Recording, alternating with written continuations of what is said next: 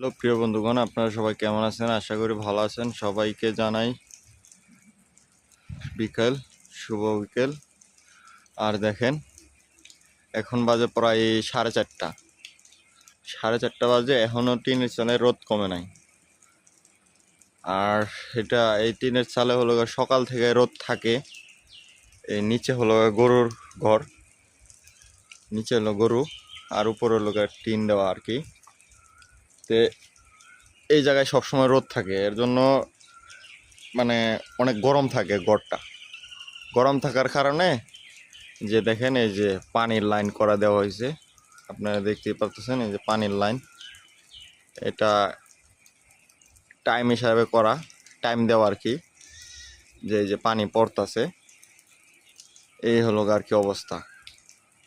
তো এই পানির লাইনটা দেওয়া হয়েছে এর কারণেই যে গরুটা ঠান্ডা থাকে, ঠান্ডা যাতে থাকে এর জন্য। আর নাহলে কিন্তু গরু অসুস্থ হয়। তারপরে আপনার বড় গরু থাকলে হলো আপনার করে ওই মানে গরমে মারা যায়। এর জন্য আর কি এই পানির লাইনটা করা। আর এটার জন্যই যে এই পাশ দিয়ে অনেক গাছ লাগাইলে দেওয়া হয়েছে। এগুলা যখন উপরে উঠতে পড়বে তখন কিন্তু ছায়া দিবে, ছায়া দিলে আর এটা করা লাগবে না।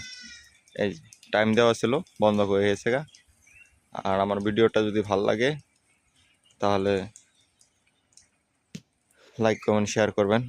আর আপনাদের গরুর ঘর যদি এরকম রোদে থাকে তাহলে এই সিস্টেমটা করবেন আপনারা, তাহলে ঘরটা অনেক ঠান্ডা থাকবে, গরুগুলাও খুব সুস্থ থাকবে আর কি। ধন্যবাদ।